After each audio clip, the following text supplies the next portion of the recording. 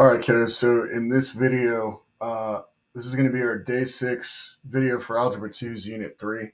And in this video, the first one of two, I'm briefly going to discuss how factorials work. So if you just check here on your screen, so anytime you see in with a little exclamation mark, that means in factorial. And that just means the number n times 1 less than n times 2 less than n times 3 less than n, and so on until you reach 1. Okay, so looking at this first example here, we've got several problems we can look at. Okay, so first is 3 factorial. So if we just follow what we saw here, that just means 3 times 2 times 1, which of course is just going to be 6. So this means 3 factorial is equal to 6. Okay, looking at another one, the second example here, 4 factorial would just be 4 times 3 times 2 times 1, right? And that, of course, would be 24.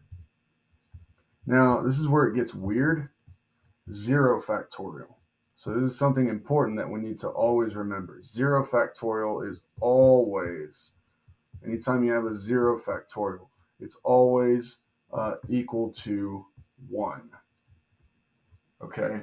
And that's something that mathematicians just had to work in when they were doing statistics, because factorials are very relevant to statistics. Anyway, that's something that they just had to reckon with. And they just decided to go with, well, just say 0 factorial is 1 because it's harmless.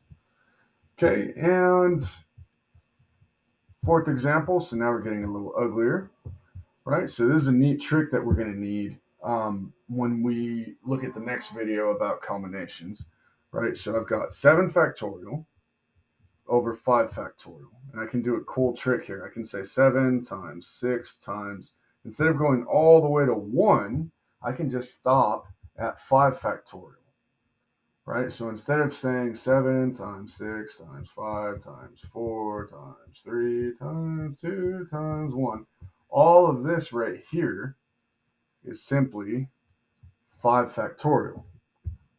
Why is that important? Well, if we're dividing by 5 factorial, then we can cancel this out and we're left with just 42. So 7 factorial divided by 5 factorial is simply 42. Instead of multiplying all of this out and then dividing and needing to use a calculator, we can easily do this mentally and or just by hand. Okay, last example for this video.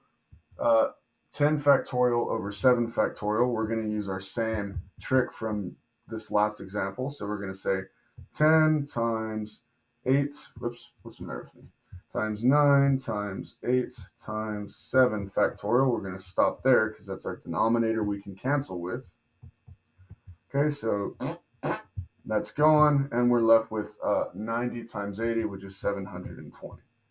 So 10 factorial divided by 7 factorial is 720. Okay, so that does it for this video. Factorials is a pretty simple concept, but nonetheless, like always, if you need anything, shoot me an email. Otherwise, you know where to find me. Goodbye.